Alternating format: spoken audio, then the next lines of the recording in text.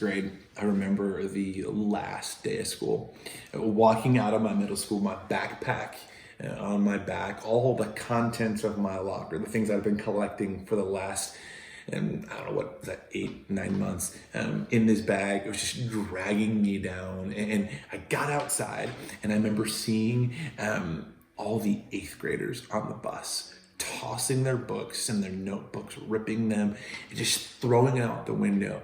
And then this song comes on that I'll never forget. And it went, "School's out for summer." And I remember thinking, this is what freedom feels like. Now, school's out for summer feels really different this year. You're not going to school, but you're still in school, and like there's this ambiguous end, and it's like now what? And so maybe you're thinking, what does freedom from school look like? Well, yesterday I proposed the idea that there may be something in your life that you need freedom from, on a much larger scale, not just freedom like to go out, or freedom of a curfew, or freedom from, I don't know, the opinion of somebody else, but real, genuine freedom, the freedom that actually Jesus came and died for.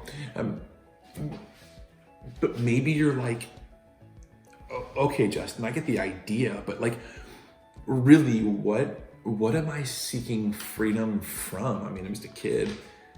I'm just a middle schooler, or high school. I'm just a young adult. I'm just a dude in good mood. Like, what am I looking for freedom from?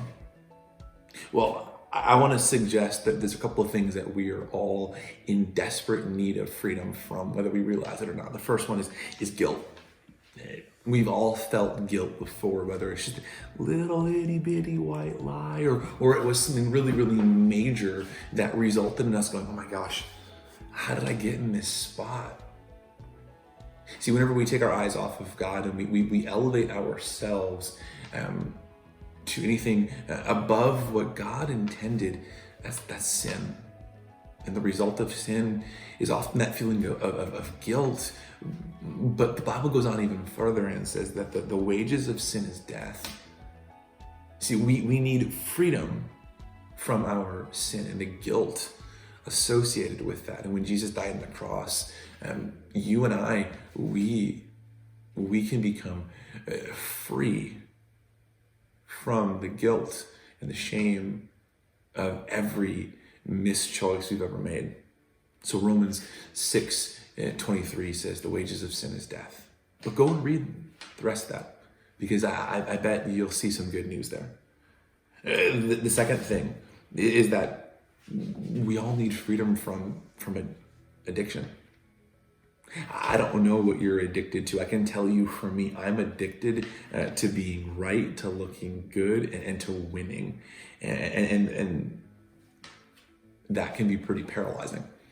In John 8:34, Jesus said that everyone who sins is a slave to that sin.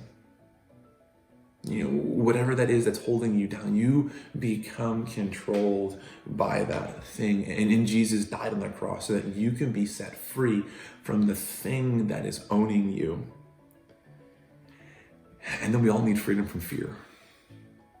I don't know what brings about fear in your world.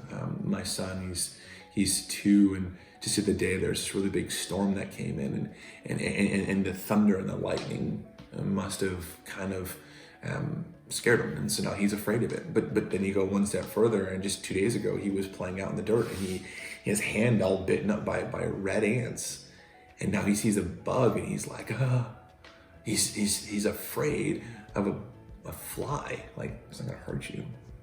Well, my guess is there are things that you have experienced and you've seen, and you need freedom from fear.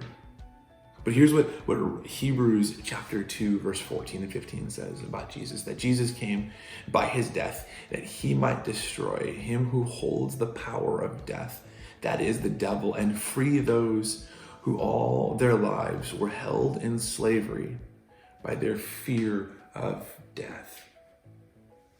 Here's the thing.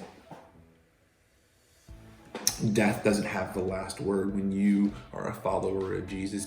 Jesus conquered sin and death for all of eternity, and that is something that we all need freedom from. So here's my question. Are you willing to ask God for freedom today? Freedom from fear, or freedom from addiction, or freedom from guilt. My challenge to you is to take a couple minutes, just pause and ask God to give you freedom like you've never experienced before, and then believe that it's possible, because all things are possible through Him. Peace.